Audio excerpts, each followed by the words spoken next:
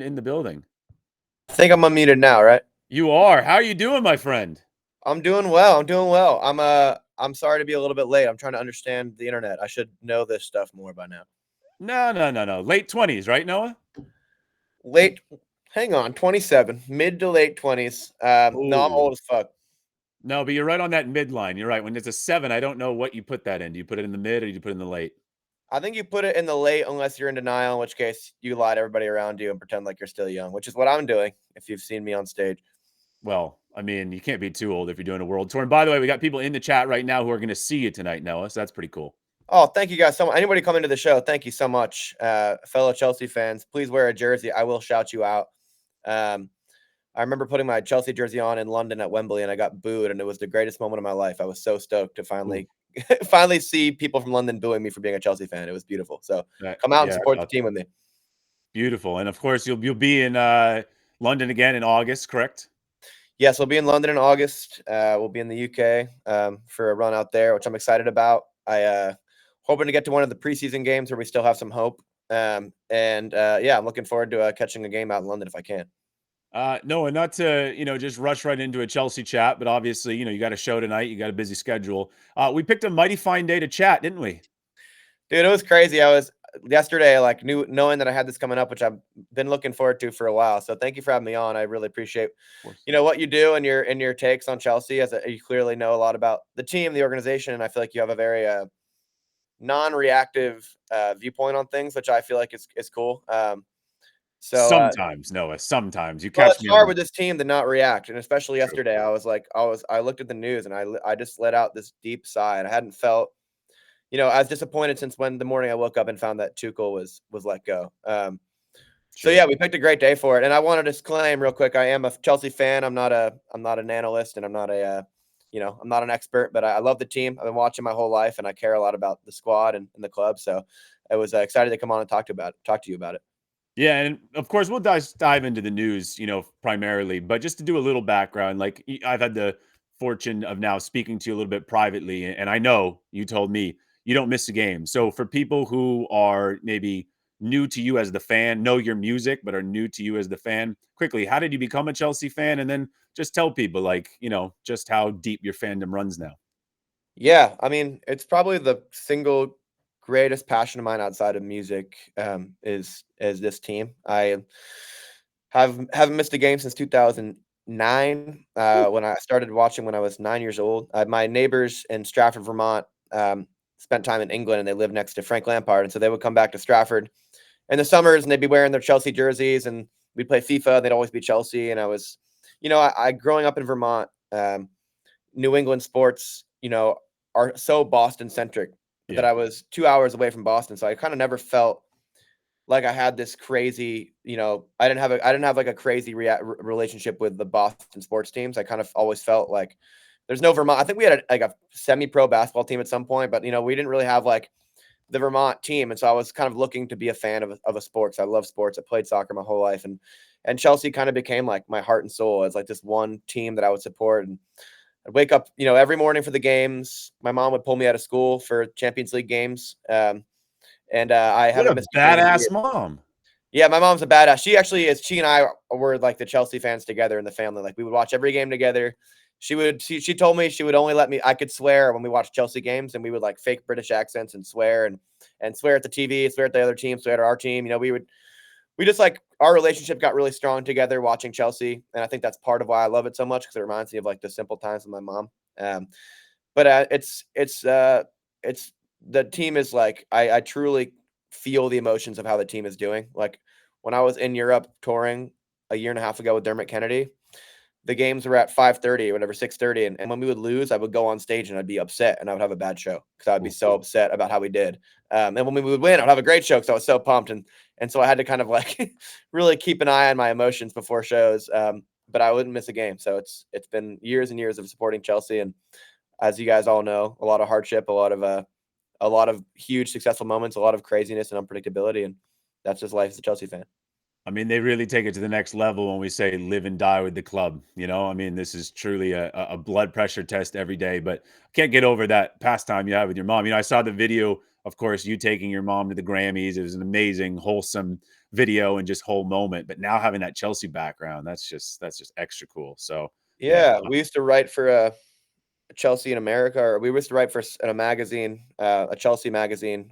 She's an amazing writer. She's an author, and so she and I would write, about what was going on in the Chelsea in America scene, and it was a really cool thing to do together. It like bolstered my strength in writing, my relationship with my mom, and we might have looked wholesome at the Grammys, but if you saw us watching the 2012 Champions League final, like we were fucking screaming at the TV, like pretty grim scenes until we won, of course. But yeah, it's fun to kind of get to experience my relationship with my mother through the context of Chelsea and their that's special. turmoil and victories. So, talking about your world tour and the people, all the fans, I mean, even in the chat that go, one of the ways I knew you were actually Potchin was not speaking to you privately. It was someone who had met you at a show recently. I think they had on a Chelsea shirt. Like you said, wear a Chelsea shirt to your show if maybe you want to get spotted by Noah. And you had told them you were Potchin. And now I've seen your tweets, from yesterday, and I've spoken to you, of course. But let's go a little bit further on it. Was this a mistake, Noah?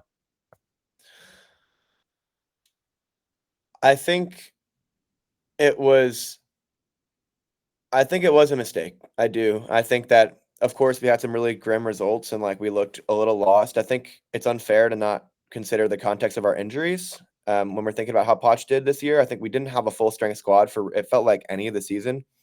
We had so many missed chances, and I have a hard time blaming a manager for missed chances. I saw in a report that the owners brought all this data into the year review and were like, look at all these missed chances. I have a hard time blaming a manager for a striker not finishing Hmm. in front of goal. I think there is some responsibility on the players. Mhm. I don't like the idea that the manager just takes all the blame all the time for every mistake a player might make, for a decision the board might make. I don't think it's totally fair. I think it's completely appropriate to be upset about results, and I think we looked pretty directionless a lot of times this season. But in light of the last 6 games of the season, where I really feel like we showed a lot of resilience, we showed a lot of strength, we showed a lot of character. The team seemed to be playing for each other and for the manager. It feels hard for me to say that letting him go is the right decision. I also think it doesn't send the right message to other coaches that it can't instill a lot of faith in a coach coming here that they have an opportunity to really install their system and to get chances to struggle and come back. It's a really competitive league, and I think we need to give our coaches more time. And I just think it doesn't set a great precedent. I think it's hard for the fans. I think it leaves us confused. It's hard for me. It's like a relationship. Like it's hard to trust that this person is going to be in your life for a long time. It's hard to trust that this guy is going to be in charge. So it's hard to believe in a system if it might be gone next summer. So I do think it was a mistake. I think maybe I'll eat my words if we hire someone great and we win the league or whatever happens next year. We qualify for champions. We do well in Europe. But right now I'm a little brokenhearted about it. I really like what Poch was doing, and I hope that whoever we find next is given the time they deserve. Well, I mean, speaking of brokenhearted, Noah, you've been a Chelsea fan for a long time now, and there's been a lot of managers. And often when we do end up parting with a manager, usually they've lost the dressing room a little bit. Not the case with Poch. My goodness, some of Mhm. the posts now that are coming out, these are not just diplomatic forced posts. These are players wearing their heart on their sleeve for Poch. So that must sting a little bit extra, huh? Yeah, absolutely. I think that's something that like with a lot of the other firings we've had, like there's been clear tension or at least reports of tension, and you can kind of see it in the way people talk about it. As a someone that like posts on social media a lot, Yeah. and kind of chronically online, you can kind of always tell when someone's really feeling something. And like that Nicholas Jackson story post, like he definitely like felt upset, and Yeah.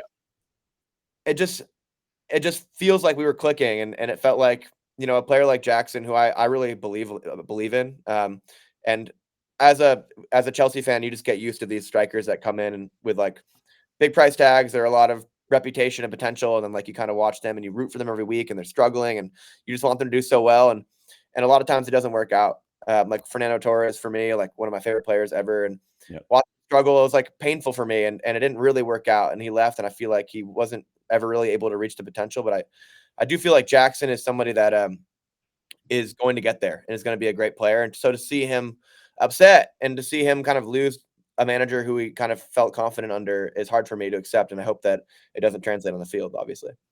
Yeah, no, definitely. You got to think about the specific players that were taking strides that we've invested in that are part of our spine. Nicholas Jackson's one of them. I mean, Nani Madueke made strides. You saw a nice push and pull, like almost a father son type thing there at the end of the season. And I feel like they do feel like the rug was almost pulled out from underneath them. But moving forward, Noah, we're seeing all these reports. I mean, listen, a lot of people may have been done with Poch. Actually, you were much more pro Poch, but there's a lot of people who were perhaps Poch out. But Yeah. now they're seeing some of the targets and they're seeing the fact that Chelsea want to go for a young manager and really just have them be a head coach and just coach. And really, I can't say be a puppet, but maybe some could say that. That's what makes a lot of Poch out people now be Poch in, and now he's gone and we're seeing the names and they're not elite names. So how are you feeling about what you're seeing out there for candidates? Yeah, yeah. Look, like Poch, I again want to emphasize, like, I don't feel like he was like the best manager in the world, and I don't think that Mhm. I think there was parts of the season where I was like, is this guy the right fit? I Sure. think sometimes the press conferences felt like a little bit removed, and maybe like there wasn't like a clear like feeling of spirit and fighting spirit that I maybe wanted to see as a Chelsea fan. I'm not a manager. I'm just a soccer fan, football Yeah. fan, and It's a good word though, removed. That's a good one. Yeah. yeah, it felt a little bit removed. And I guess, we have the new ownership and they have their ideas, and I don't think I have any choice or we have any choice but to kind of hope that they're right. And I I don't know. It's hard for me to be confident and bringing in an unproven but younger, newer manager and into this team. I just don't know if it's going to be the right decision. I hope it is, and I'll support whoever comes in next with my full heart, as I always do. I guess it's just the repetitive cycle of like this experiment is kind of getting tiring for me. Like watching managers come in, feeling like they don't have the players they want, or feeling like they're at odds about who we have and who we want to let go. Like Gallagher to me is an example of like, what Mhm. are we going to do with Gallagher? Is the next manager going to fight for Gallagher? Are we selling Gallagher? Like, what do you think? Are we going to let him go? And is that the right decision? I mean, I think he's gone, and that hurts me. The only way he's not gone is if Gallagher once again just says no, and his contract's running down. But in a way, if you're Gallagher and there's not a great option out there, wouldn't you just almost want to stick it to ownership and say, lose me on a free? I'm not going right now. This is my club. Lose me on a free next season.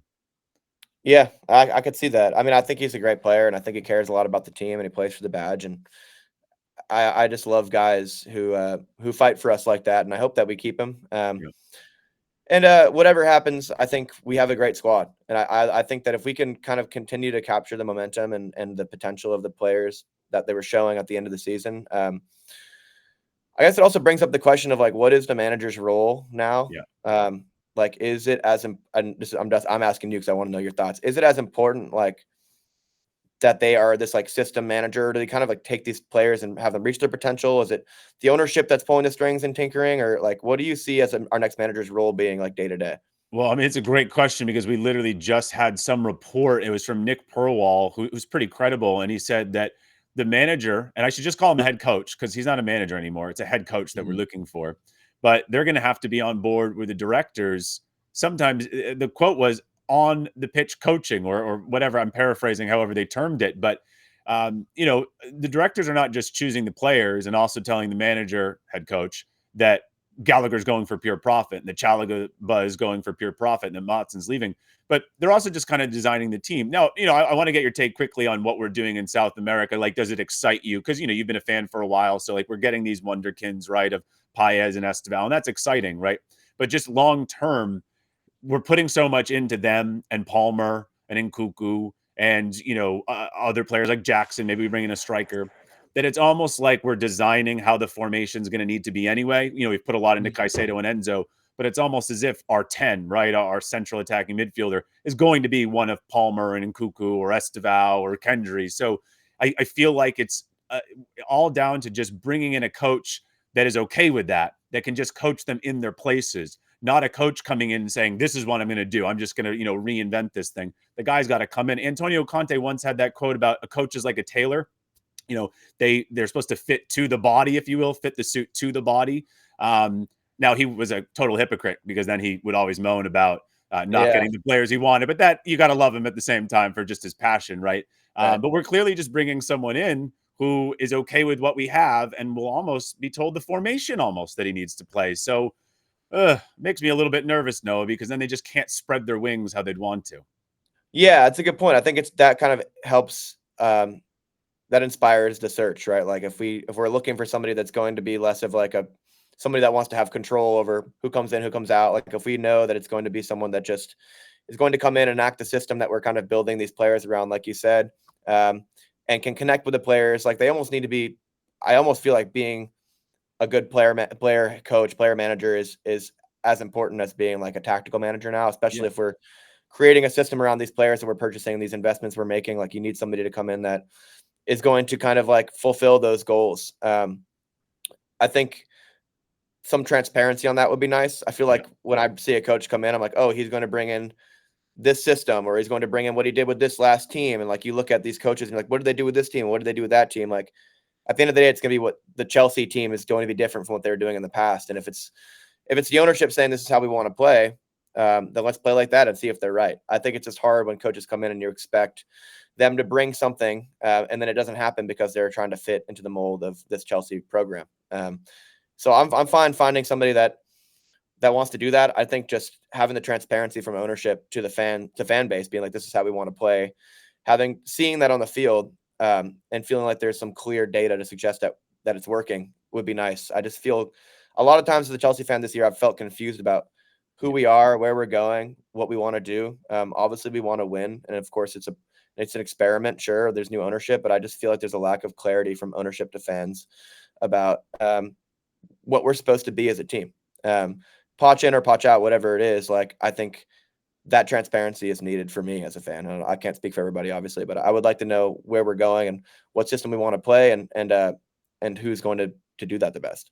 Yeah, transparency is a big word, and I did bring that up to someone who is on the board at Chelsea, and they said, "Well, Roman never spoke to the fans," and I said, "But Roman won titles, so fans will take titles if there's titles over transparency. But if there's no titles, and also you're new, then we need some transparency. But just overall, almost make like a parallel to this role of head coach to perhaps a musician on the rise, right? So someone may come in and they're cool, say for the first year with just being a head coach, right?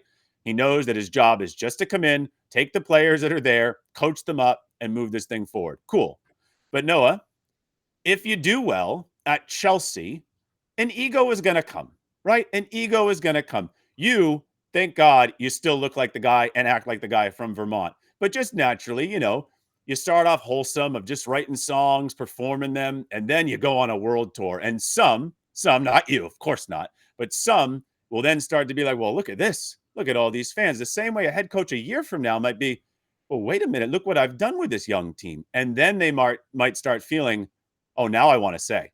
Now I want to start saying who can go and who should come in, whatever. So that's what I'm a little nervous about is that eventually this might go actually really well, but eventually that guy's going to be like, now I want a seat at the big boy table. So, and then maybe ownership has to change their ways a year from now, because I don't think that you can have this ideology for the rest of their ownership. Eventually, if someone earns it, they're going to have to give them a little bit more say. Yeah. So Do you think Roman, as opposed to Bowley and Agbali, like, do you think he wanted the level of control over the system that the new ownership does? I don't. I mean, I think Roman was very happy to have more footballing people in charge of these things. But at the end of the day, like, when it got really bad with Potch after that Wolves game, that's when Mhm. Roman, I think, wanted control of almost just knowing the fans couldn't do it anymore. The match going fans were booing and everything. And I think that's when Yeah, Roman felt compelled to step in. But for the most part, like, look at Igbali, right? And I'm not here to just dump on the guy, but sure. the problem with Tuchel was Igbali would go into the dressing room and almost become the authoritative person.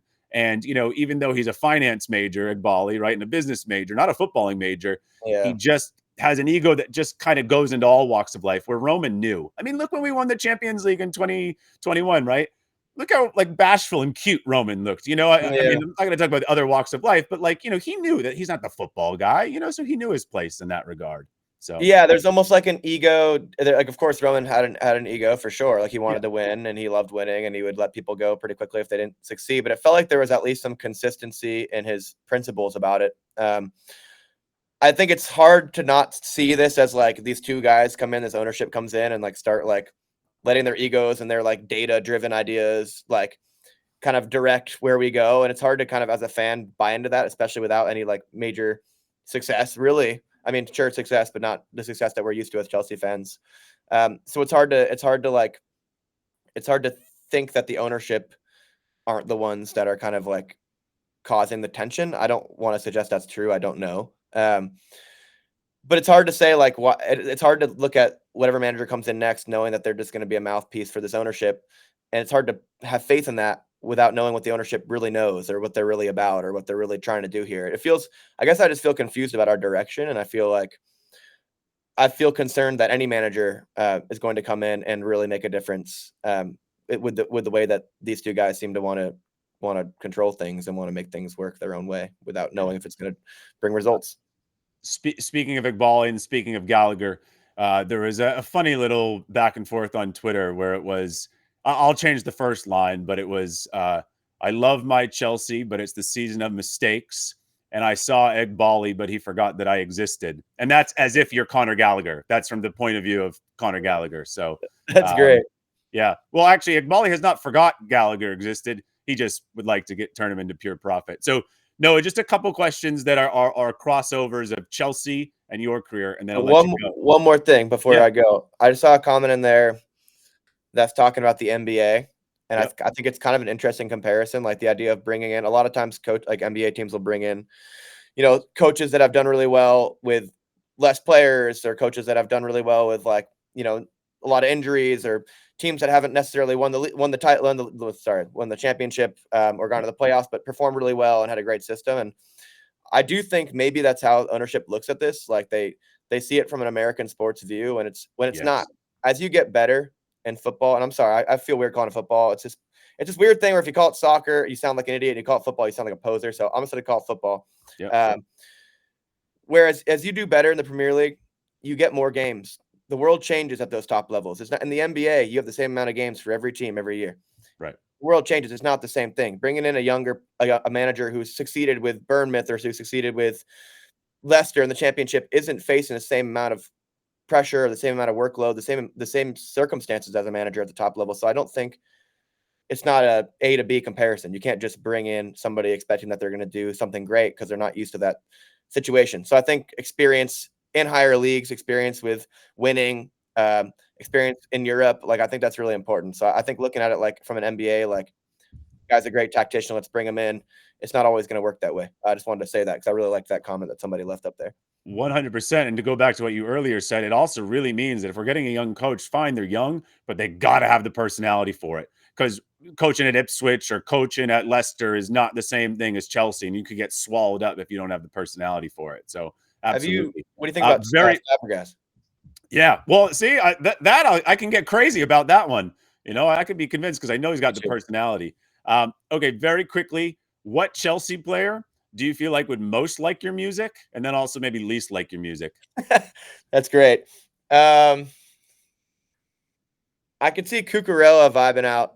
Totally. I could see him at like a festival, just like hanging out, like drinking a beer, watching the set for sure. I feel like Reece James would not. I think he's I'm sure he's a wonderful dude. Never met him, but I feel like he probably would not fuck with the music. I feel like he probably is like, this shit. Like, give me something with a higher beat per minute. Like, I'm trying to turn up for the game. Like, you can't listen to a 70 BPM song before you go play United. You got to be like, listen to something with some tempo. I actually got to meet some of the women's team who are amazing. I got to go to the bridge and meet the women's team, and I was surprised by how many of them were fans of my music. I never really assumed that athletes listen to my music, but like they all liked it. It was so cool. Like they were like, yeah, we listen to your music like on cool downs, and I'm like, that's great. It's cool down music. It's not warm up music. So I think Cucurella would like it though. I could totally see Cucurella vibing to it. Absolutely. All right. So the last one here is you got Noah Levine, Dylan Jones, Alex for your bass, and Marco your drums, and you assign Chelsea players to your band here. Who's who? Okay. Oh, that's a good question. I see Caicedo on the drums. I think he does. It's such an important Caicedo on the drum. Sorry. It's such an important instrument. It's the backbone of the whole set. He's doing Marcos is doing so much work behind the scenes that you don't realize how important it is until it's not there, until you Right. don't have the drums in it, until the rhythm is off. You don't realize how important that position is. Like Caicedo does so much. It's been such a. I was talking to you about this on Twitter. Like it's so fun to watch people kind of do a heel turn on him Yeah. because he has looked so good. I think for the second half of the season or a lot of the season. And I think we would really not appreciate how much work he does until he's gone. I mean, I forgot what our team looked like without N'Golo Kante until we didn't have him, and it was Yeah. scary. So I think Caicedo to the drums. Bass is kind of like low key, like vibing out a little bit, but real artistry and being a bass player. Mm. So I think I'd have. Shoot, I was about to say it. Enzo there on the Okay. bass. Yeah. Very creative, but also composed. I like to see Enzo come back healthy next Smooth. season. I think he's incredibly smooth, like you said, and Yep. has so much potential. And someone very smooth that isn't necessarily always going for the flashiest things, but really does a lot of work and has moments of total brilliance. I think on electric guitar, I'd say for Noah Levine, I'd say Cole Palmer, someone that's just kind of like an electrifying player. It's like that real superstar, has the flair, is consistent, and is always able to kind of come up with something beautiful. So So I'd like say, his homesick solo. Yeah, Cole could kill that, in a yeah, football his homesick sense. solo was like that 3-0 against that hat trick against Everton, just like There you go. in your face, just like I'm here, look at me. But also a fundamental part of what we do. I think every team needs a player like that, somebody that you're just excited every time they touch the ball. Like watching Hazard play, like even if he would lose the ball, I was just stoked Oh, to see him with it. Like it was just magic, man, of oh, art. goosebumps. Um, and Dylan, who's playing like pretty much everything, I would Right. say Conor Gallagher. I think Gallagher can kind of can defend, he can hold, he can attack, he can shoot, he can pass, he can dribble, he can really dribble that dude. And Dylan is our auxiliary guy, and he plays like pretty much every instrument. Just somebody that can kind of be a jack of all trades. He's all over the pitch. Dylan is all over the set. So that's probably my comp for those guys. And you. Man, who would I be here? This is an interesting like litmus test of how I perceive myself. It is. Am I a narcissist? Current Chelsea squad. I like Jackson. I care a lot about what I do. And I, Mm, I I see Jackson. I can tell that dude cares. Every time another player scores, he celebrates wildly, whether he scored or not, whether it was a rebound off one of his goals or whether he had nothing to do with it. Um, he plays with a lot of heart, and I think I mm, put a lot of heart into what I do. I'm not always successful, and sometimes I struggle with my own confidence, and I think Jackson struggles with confidence occasionally. yeah. Uh, but I think Jackson has a really good heart, and he cares about the team, and I think that I obviously care about my band. So I think I put myself there. I mean, I've heard you say that maybe your favorite song to perform is Homesick because it gives your band an opportunity to kind of go out and shine themselves. So that's a great shout. Great shout. Absolutely. Also, I just saw a comment from Brian Zilla here. This is so fun, this whole setup you have. Yeah. About Maluda and Drogba for their celebration. Was that 8-0 against, was it Aston Yep. Villa? With the flag. Yeah. Yeah, just that was my favorite celebration of all time. And I played soccer growing up, and I was a striker, and I would always, well, I haven't only scored so many times, but I would always try to get my teammates to do the band celebration. That's one of the greatest celebrations of all time. Like so wholesome. Totally. What a Yeah. what a silly. Oh, awesome. No, it's such a fun time. Have an amazing time tonight. Obviously, we'll keep in touch. We'll get you back on when you're not as busy. But until then, thank you so much. Thank you so much, and thank you for having me. Thanks for what you do for the club, and let's definitely chat more. And looking forward to see who we bring in and another crazy Chelsea season. Beautiful. Up the All right, shells, Noah. see you, man. Awesome. Off the Chelsea. Cheers.